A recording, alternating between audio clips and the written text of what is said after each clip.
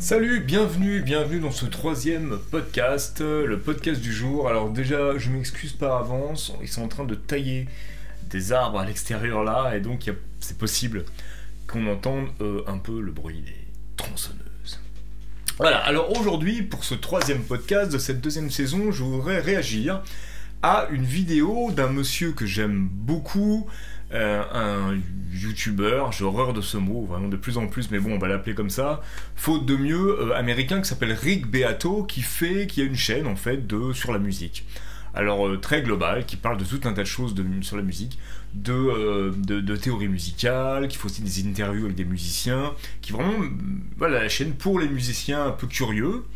Et il a une série qui s'appelle, alors c'est en anglais, qui s'appelle What Makes This Song Great.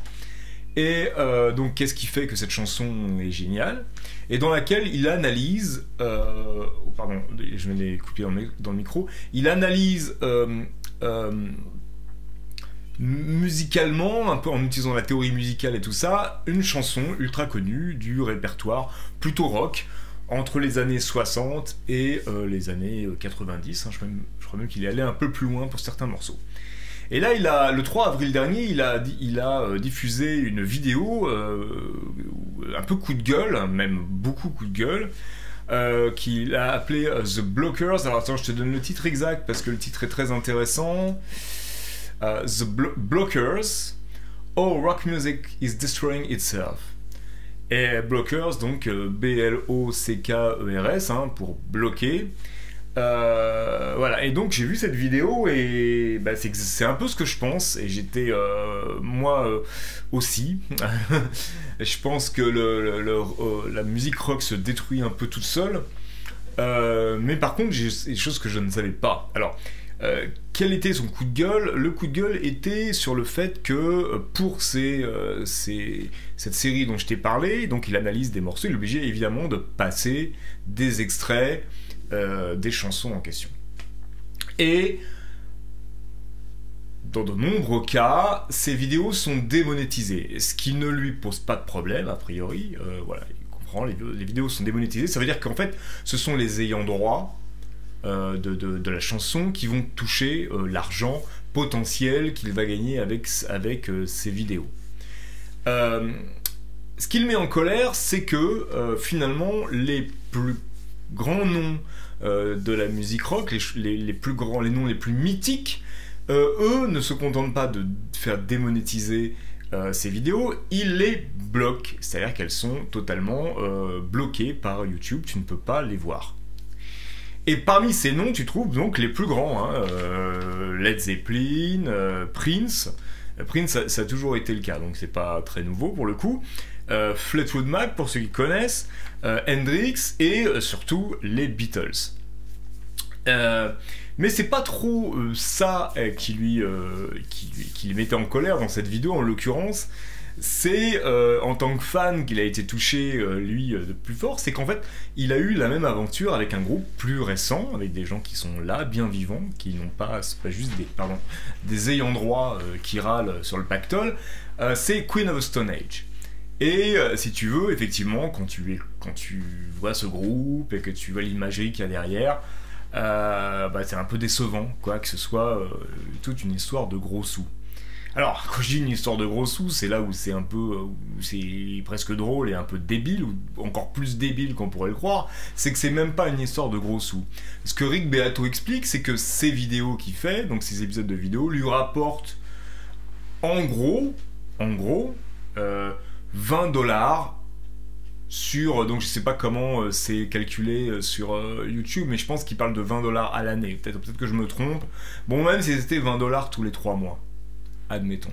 Donc c'est quelqu'un, pour toucher 20$ tous les 3 mois sur une vidéo, c'est quelqu'un qui a une très grosse audience, qui est à 312 000 abonnés, et donc ces vidéos font à peu près 40 000 vues à chaque fois. Voilà, mais bon, c'est 20$. Et c'est vrai que la question qui se pose, et ce qui le met vraiment en colère, c'est de se dire, mais est-ce que Paul McCartney, par exemple, a vraiment besoin de 20$? Combien est-ce qu'il touche sur chaque chanson des Beatles par an? Enfin, je veux dire, les chiffres, enfin, je le connais pas, je sais pas si tu le connais, tu peux le mettre dans les commentaires en dessous, mais ça doit être quelque chose de totalement, absolument délirant, si tu veux. J'imagine que c'est totalement délirant. Et c'est le côté mesquin qui est un peu triste. Bon, après, si avec ça, évidemment, Rick Beato ne se plaint pas du fait qu'il ne touche pas 20 euros sur ses 20 dollars, pardon, sur ses vidéos. C'est pas ça qui est la question. C'est juste que du coup, ces vidéos, on les voit pas, et qu'il a une chaîne à visée pédagogique, éducative, et que même ça, du coup, ça ne passe pas. Et là où il pense, et où moi aussi je pense, et où on se rejoint vraiment, que ces grands ayants droit, que Robert Plant, Jimmy Page, effectivement que McCartney, ou que je sais pas, enfin, les gens de Fleetwood Mac, ou les héritiers de Prince et tout ça, ont tort, c'est que s'il n'y a pas ces chaînes YouTube, pas simplement la sienne, qui montrent encore cette histoire, enfin, qui parle encore de cette musique rock des années 60-70 jusqu'à nos jours, mais au moins qui parle de cette musique rock, elle va disparaître. Et la preuve en est, pour moi, qui est une vraie preuve, c'est que lui parle de ça, de son assistante qui a 21 ans et qui ne connaît pas qui est Led Zeppelin, par exemple. Et moi, j'ai une fille de 17 ans, et si demain je lui dis « tu connais Led Zeppelin ?» elle va me dire « non, je connais pas ». Et finalement, c'est assez normal.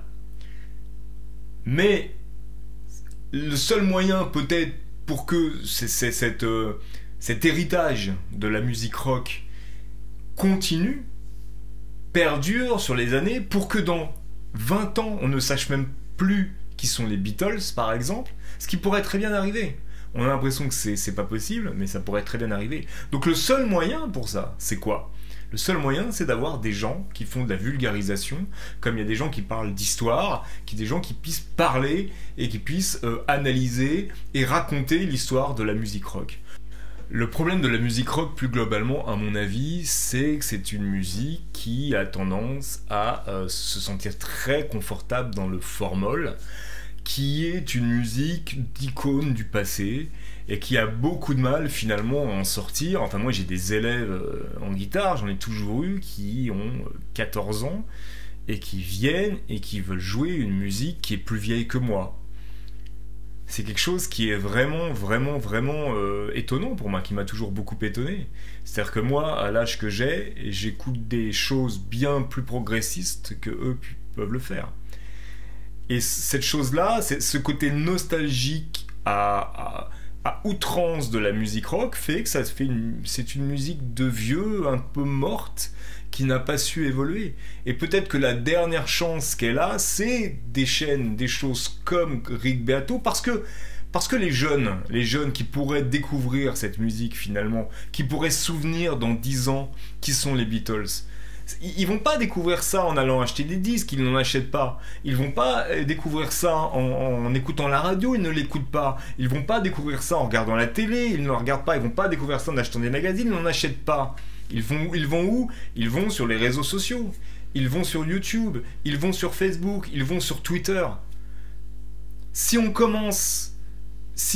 ces grands acteurs du rock, ces grands groupes de rock, ces grandes icônes bloquent eux-mêmes, si tu veux, en fait, ils bloquent la diffusion de leur héritage. C'est complètement ridicule, ils se tirent une balle dans le pied.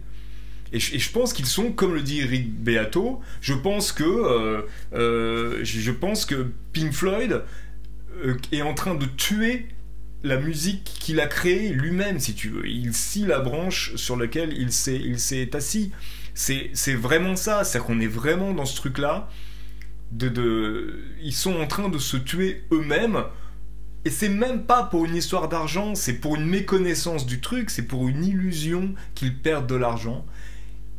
Parce que je pense aussi que ce sont des gens qui vivent totalement dans le passé, qui n'ont toujours pas compris parce qu'ils sont comme plein d'autres gens d'ailleurs, hein, plein d'autres gens, pas simplement de leur âge d'ailleurs, ils pensent que par exemple avoir une chaîne YouTube ça rapporte beaucoup d'argent, c'est pas vrai. Et même quand on a 300 et quelques mille abonnés, on gagne pas beaucoup d'argent, on en gagne un peu, je pense que Rick Beato va gagner un peu d'argent, enfin peut-être suffisamment, j'en sais rien, mais en tout cas il gagne de l'argent avec sa chaîne YouTube, pourquoi pas. Mais savoir que de toute façon, comme je te le dis au début, lui, il s'en fout si les vidéos sont démonétisées. Ce qui le met en colère, c'est qu'on puisse pas voir ces vidéos.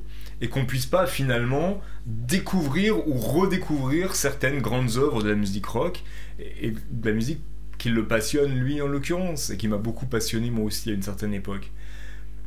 Je trouve que c'est très dommage et si ça continue comme ça, donc pour deux raisons.